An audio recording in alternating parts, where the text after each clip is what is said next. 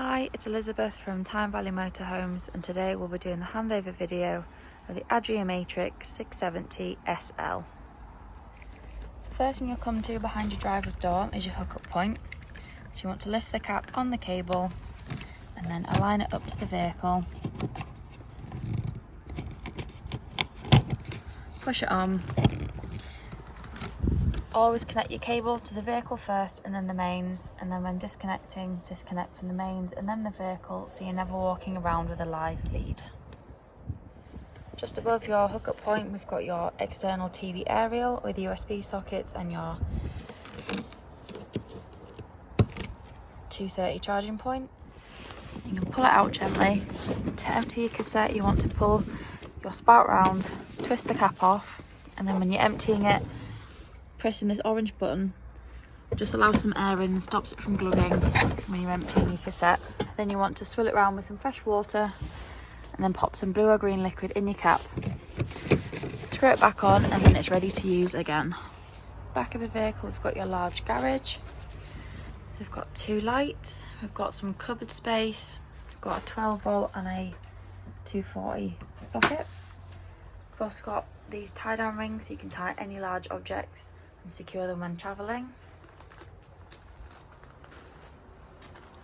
The back of the vehicle, at the top we've got your reversing camera,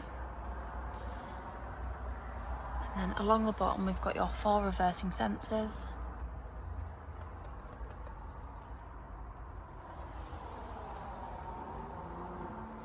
Here's the garage from the passenger side. Next we've got your gas locker. So this will hold 2 6kg gas bottles. You always want to make sure they're strapped in nice and tight with black straps so they don't rattle around when travelling. When you connect your pigtail to the gas bottle, remember it's left to tighten, right to loosen, opposite way around being gas. And you'll need a spanner just to nip it up really tight.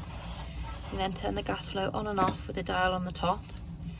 If you've turned the gas flow on but you're not receiving gas in the vehicle, just press this black button in for a couple of seconds and then it'll let the air. Press the black button in for a few seconds and it'll let the gas through to the vehicle. If you're still not receiving gas, make sure this little yellow button's pushed in and it's flush. If it's popped out, just push it back in for a couple of seconds. It's just a crash valve. It pops out occasionally, but just make sure it's flush and then you'll be receiving gas in your vehicle. Next thing we'll come to is your freshwater filler point.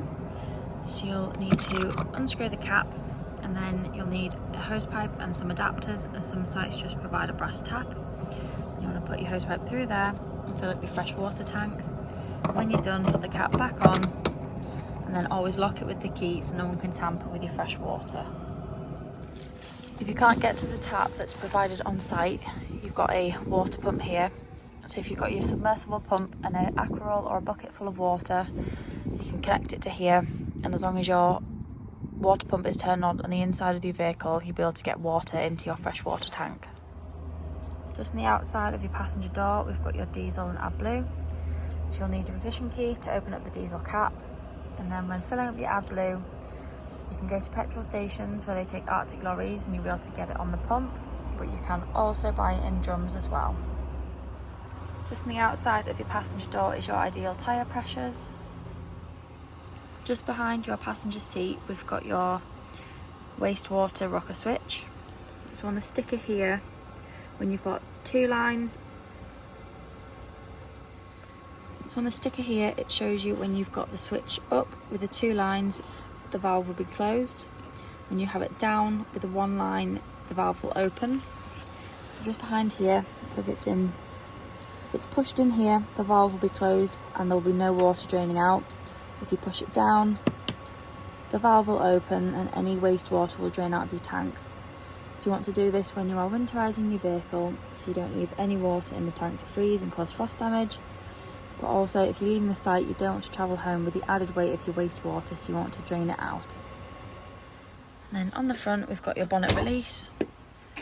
Under the bonnet, the main things you want to focus on is your screen washer fluid, got your engine coolant and your brake fluid, got your oil and your dipstick, and we've got your negative and your positive down there if you need to give or receive a jump start. And we've also got the weight plates on the front as well. first thing you want to do when you get into your vehicle is turn your main control panel on.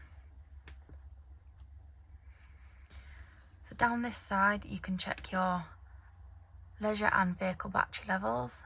You can check your fresh and wastewater levels.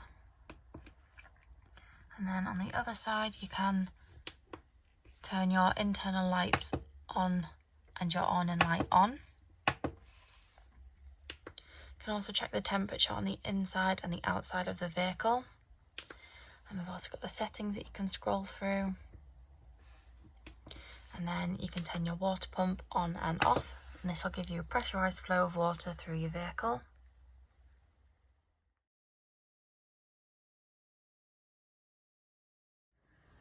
To use your Truma heating system, on your home screen you've got a couple of different symbols. Whichever's flashing is the thing that you can select. So at the minute you've got the vehicle with the thermometer, so that's your internal temperature. So you can scroll from off all the way up to 30 degrees. Whatever temperature you want, get to it and then click the button again to select. Then you scroll across to the 3 lines and the thermometer, which is your hot water. So you can have it off, eco, hot or boost. If you put it on boost, it will take the energy away from the heating and focus solely on the hot water for half an hour. Next you've got a gas ball and some lightning bolts. That's your power source. So you can have just gas, mix of 1 kilowatt of gas and 1 kilowatt of electricity and gas, 2 kilowatts of electricity and gas, or just 1 kilowatt of electricity or 2 kilowatts of electricity, and again select by pressing the button. Next you've got the fan. Next we've got your fan speed, so you can have eco or high. This just blows the air around quicker. And then you can set your time and a timer, and then if you ever get a little triangle here with an error, scroll through to your spanner, click on it and then go to reset and then preset. This will wipe the error off, but also it will cancel everything that you've set, so you'll have to go in and redo it. But this can happen if you've run out of gas, if you've not turned your gas on, if you've selected electricity but you're not hooked up. When using your drop down bed, just next to your fridge we've got this switch for your bed. So you want to press the down arrow and the bed will come down.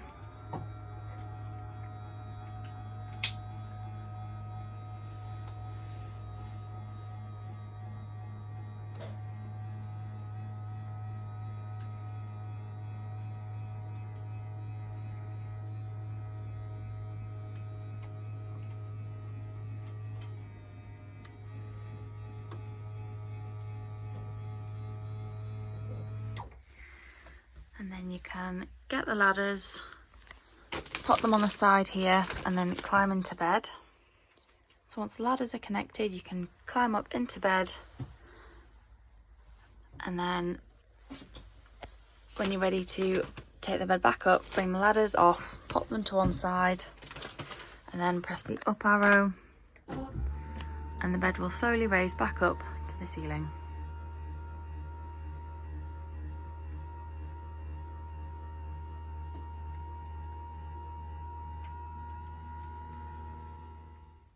So when you want to turn your fridge on, press the on button until the blue lights come on, and then press the square button until the first section starts flashing, and then you can scroll through and have it on automatic, just hook up, just vehicle battery or just gas. If you have it on auto, it will automatically hop between the 3 power sources. If you click again, it will go to the temperature.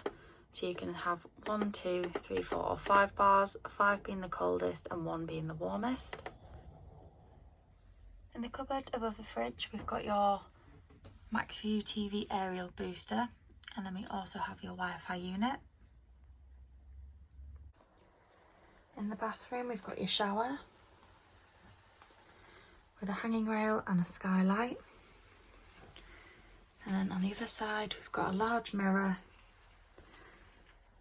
cupboard, your sink and then your toilet.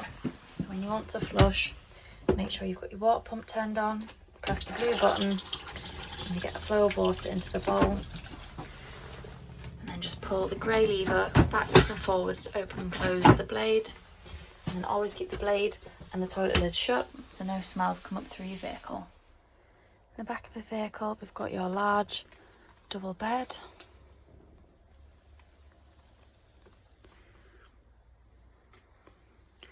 You can also keep it like this and use it as 2 singles, but to make it into the double bed you just pull the base forward and then grab the filler cushion to pop on here, and then you've got your large double bed made up and ready. I've also got cupboards above bedroom. We've also got a skylight and 2 windows on either side.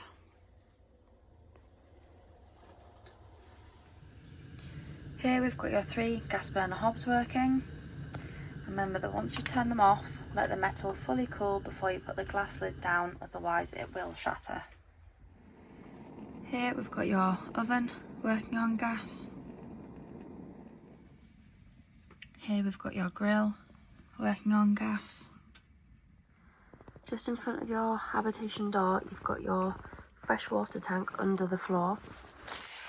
So when you're draining off your freshwater tank, if you turn the wheel about a quarter of the way, it'll drain all but 20 litres out. So if you're travelling home, you can still have a cup of tea or use a toilet. But when you get home or when you're winterising your vehicle, make sure you open it all the way so 100% of the water drains out so you don't get any frost damage during the winter. Under your lounge behind your passenger seat, under the floor, you'll find your boiler drain off point. So when you come to winterise your vehicle, you want all the water out the boiler. So you want to turn this diamond from facing from the side of the van to the front and back of the van. And then this little button down here will also pop out. So all the water will drain out of the boiler, and at the same time you want to put your kitchen and bathroom taps open to let all the water drain out of the taps. To close it, you want to turn your diamond back to the side of the van, but also push in this blue button, otherwise the water will continue to come out of your boiler.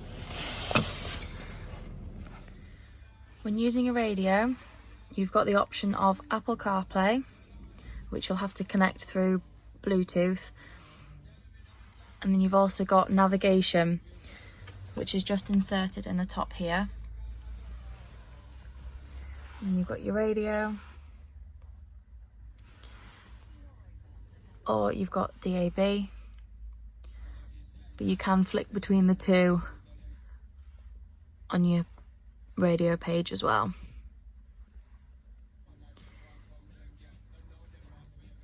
You can also link the radio through Android as well, and then obviously you've got your Bluetooth here, and it'll search for your devices or any that have got the Bluetooth searching on, so you can connect multiple phones at once. And then you've got your reversing camera, and you've got your reversing camera, and then you can also flick through different settings. You can turn the beep on and off when you touch things, or off, and then your date and time, and you've got a couple of different options on the bottom here as well. You've got your air controls on here as well, and then on the bottom you've got your hazards. You can lock the van from the inside without the keys. You've got your traction and then your hill assist, and then you've got your automatic gearbox. So just remember to have your foot on the brake pedal before selecting either neutral or drive when you've got the ignition on, otherwise it won't select the correct gear without your foot on the brake.